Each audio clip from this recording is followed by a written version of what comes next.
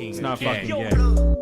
Traps ain't gay. Hit it from the back, man. Traps ain't gay. What? Yeah. Traps ain't gay. Hit it from the back, man. Traps ain't gay.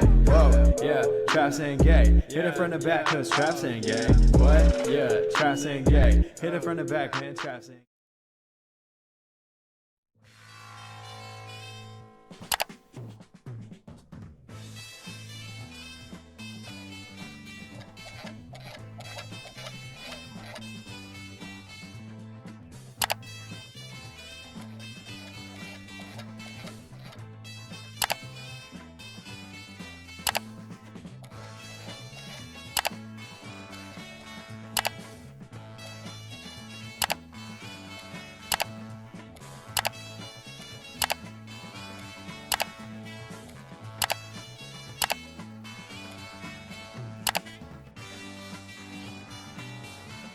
Wow, this is a truckload of shit to unpack. Let's get right into it, yeah? So I'm sure we all know about Jedi at this point. Who doesn't? After all, the guy is about as in your face as a fifth-rate hooker on a Friday night special. But hey, I gotta give the guy some credit. It takes quite some skill to switch identities every 2 months. Now let's get into what this is all about, how not to exist.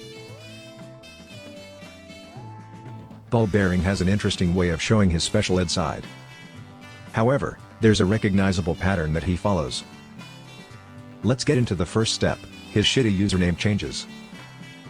Usually, the username change means a new wave of retard is approaching. Typically, it will determine what kind of edgelord he will be next, although that does not change often. Currently, he is Bellbraingy, also known as ball bearing. The retard horoscope shows this as meaning his current edge phase is doubled down on Star Wars. His previous edge phase, as seen on the retard horoscope, was unrelenting trap. So, honestly, this may just be a slight improvement. Congratulations ball bearing. You're still a fucking spastic anyway. This is perhaps one of the greatest mysteries of our universe. Why does ball bearing insist on being the embodiment of revolting? Even I do not know the answer to this. I know the contributors, however. Firstly, I will point out what he does in Astrocraft. Ball bearing is about as creative as a bag of Doritos. Which is really ironic given that Doritos are about the extent of what he builds. Allow me to point out what is so bad about this. Okay, so he builds this big ass Dorito base. Cool. He can't even be bothered to build it right. Symmetry errors and clipping thrusters. His effort stopped in the middle of the Dorito hull, like some poor kid halfway through a test he didn't study for. But it gets worse. Somehow he thinks Greeble means give my design the spacecraft equivalent of the measles. As a result, he dumped 60% of his part count into placing random shit and lights on the hull. This leads to the final design being what can essentially be summed up as a pile of shit with sprinkles and sugar. The shit isn't even chocolate in disguise. It just sucks ass. And just a side note, I'm sure I don't have to explain to any Star Wars fans just how wildly inaccurate his designs are. After all, how does this turn into this? I'm going to let you ponder that yourself.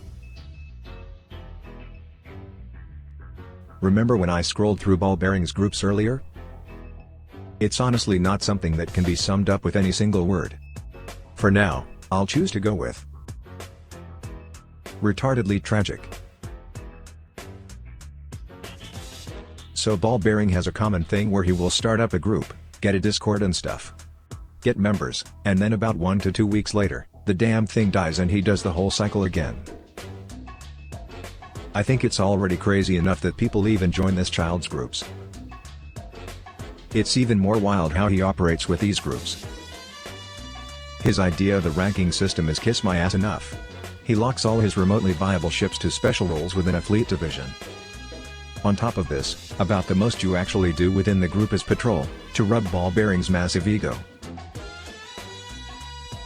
The only other stuff you can really do is roleplay with ball bearing, which sounds like something out of a creepypasta TBH. Hey there, wanna roleplay? My Star Destroyer turbo lasers are waiting!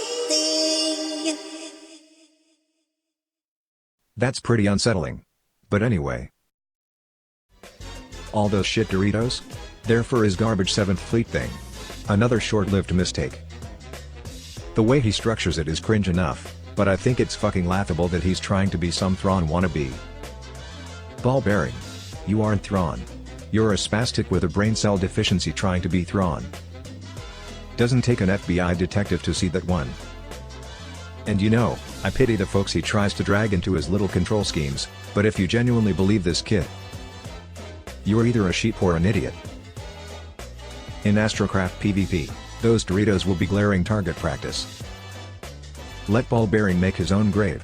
He thinks Doritos are the ideal PvP ship anyway. That's right. Ships built for intimidation factor means they're certainly the superb combat vessel. The retard horoscope will be waiting for the next phase this brain-dead spastic goes through. I bet $10 he'll go right back to burning crosses.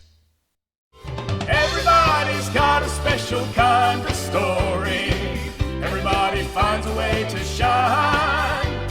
It don't matter that you got not a lot. So what? They'll have theirs and you'll have yours and I'll have mine.